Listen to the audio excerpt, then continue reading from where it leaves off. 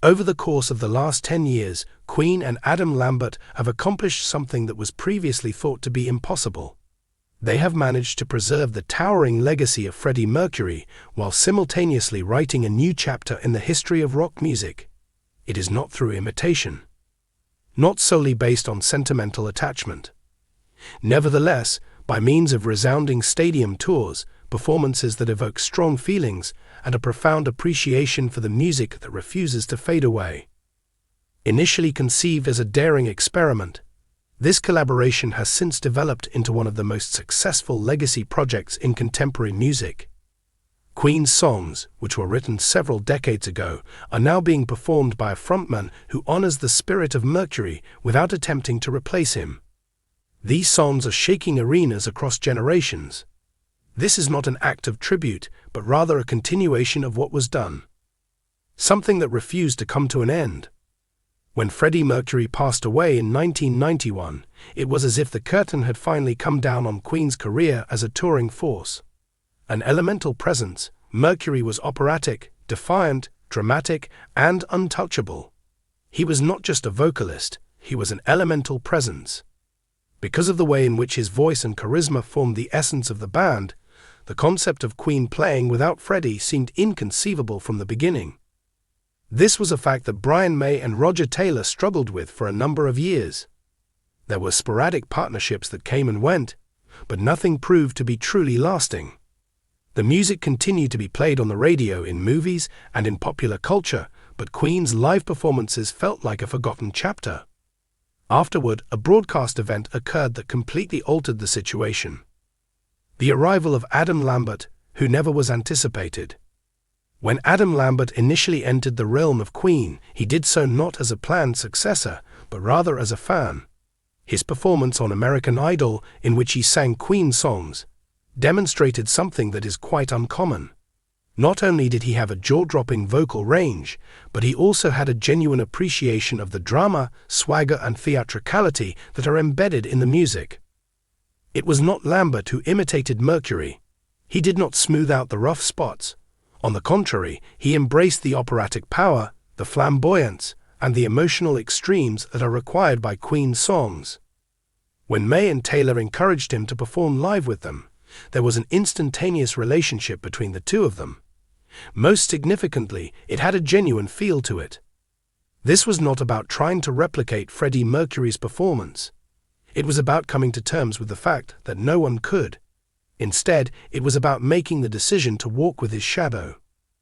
As contemporary cathedrals of rock and roll stadiums. Over the course of the last 10 years, Queen and Adam Lambert have been responsible for transforming stadiums into contemporary rock cathedrals. Their tours have demonstrated that Queen's music is not stuck in the past, as seen by the fact that they have performed to sold-out crowds in London and Los Angeles, as well as large crowds in Asia, South America, and Europe. Each performance has a grandiose yet profoundly personal feel to it. In spite of the fact that the setlists span decades and include songs such as Bohemian Rhapsody, We Will Rock You, Somebody to Love, and Don't Stop Me Now, they never feel like museum pieces. Inhale and exhale the arrangements. Changes occur in the performances. Every line is recited by the audience as if it were a sacred text. Massive LED backdrops, cutting-edge lighting, and immersive graphics that complement the tale without overwhelming it are all part of the extraordinary magnitude of the project. The tunes, on the other hand, are something that holds a lot of strength despite their seeming simplicity. In addition, Adam Lambert, who is positioned in the center of the stage, commands those songs with unwavering assurance. The absence of replacement for respect. This partnership is extraordinary for a number of reasons, but one of the most surprising is its moderation.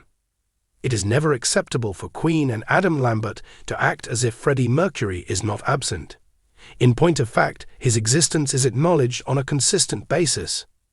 When Mercury performs Love of My Life, his recorded vocals frequently reverberate throughout the stadium, and the audience members sing along with them in synchrony. Audiences are reminded through visual tributes that this song was created by one of the most influential visionaries in the history of rock. He is not extinguished by the band, rather, they elevate him. This is where Lambert's strategy comes into play. He does not make any attempt to mimic Mercury's mannerisms or expressions in their exact form. On the other hand, he brings his own identity, which is that of a contemporary and openly LGBT artist who is aware of how revolutionary Mercury was during his time and how that energy continues to be relevant now. The end outcome results in reverence that is not rigid. The link between generations.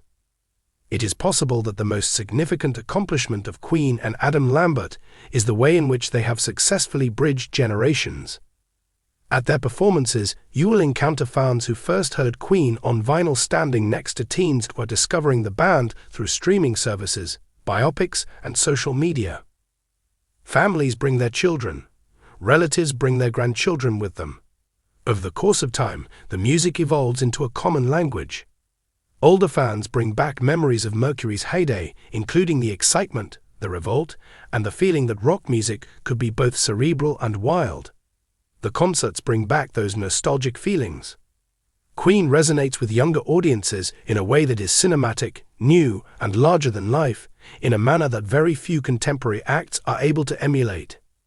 There is no coincidence behind this power that spans generations. It is the product of meticulous stewardship, which involves safeguarding the essence of the music while continuing to allow it to exist in the present moment. Brian May and Roger Taylor, the keepers of the flame for the flame. Brian May and Roger Taylor, the two original members who are still active in the band and have simultaneously assumed the roles of performers and custodians, are at the core of everything. The fact that they are performing on stage is not only symbolic. The soaring guitar solos played by May and the thunderous drumming performed by Taylor serve to remind the audience that Queen's sound has always been rooted in musical quality. Not as a way to celebrate their victories, but rather as a way to demonstrate their obligation to the audience, to the music, and to Freddie Mercury himself, they approach these tours. Each and every choice appears to be deliberate. Each performance feels like it was earned. When it comes to legacy artists, Queen and Adam Lambert opt for vitality in an era where nostalgia is sometimes the dominant theme. The living band that is more than just nostalgia. One thing that sets Queen and Adam Lambert apart from many other reunion or legacy endeavors is their refusal to cruise through their work. These excursions are not merely reenactments of the past.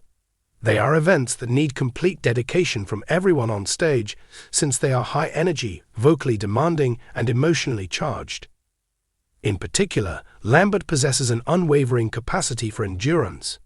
His vocals, which include soaring highs, controlled vibrato, and theatrical nuance that honors Queen's operatic traditions, are so powerful that they would exhaust the majority of singers. He performs night after night. It is not a cover band of any kind. Queen is still alive and continues to develop. The authenticity of Freddie Mercury in the contemporary era. Music, culture, and even his own personal life were all areas in which Freddie Mercury was constantly ahead of the curve. In many respects, Queen plus Adam Lambert feels like the embodiment of themes that Mercury himself personified, such as the shattering of limits, theatricality, boldness, and inclusiveness. The presence of Lambert as an openly homosexual frontman resonates powerfully in a way that coincides with Mercury's legacy, despite the fact that Mercury himself lived in an era that was less welcoming of its LGBTQ community. Celebration, self-expression, and social delight are the qualities that have distinguished Queen from the very beginning, and the concerts become locations for all of these things. It is not hard to see Mercury giving his approval from a location that is beyond the lights. The power that the songs will last forever. It is the music that is at the center of everything. There is something exceptionally long-lasting about Queen's catalogue. It is complicated yet approachable, dramatic yet cheerful, profoundly emotional yet endlessly enjoyable. Songs such as "The Show Must Go On" take on a new significance when they are performed by a band that has put that mantra into practice in their own lives. Stadiums are transformed into unified motions of sound and rhythm by others, such as Radio Gaga, which has thousands of hands clapping in perfect time with one another. The fact that these songs were never limited in size is the reason why they have stood the test of time. the decade that transformed the meaning of the word legacy. A small number of people could have foreseen this conclusion 10 years ago. Without Freddie Mercury, it seemed quite implausible that Queen would be able to tour all over the world, sell out stadiums, and feel like they were still relevant in mainstream culture. In spite of this, Queen and Adam Lambert have not only achieved success, but they have also established a new benchmark for how famous bands can pay tribute to the past while simultaneously embracing reality. It has been demonstrated by them that legacy does not imply stagnation.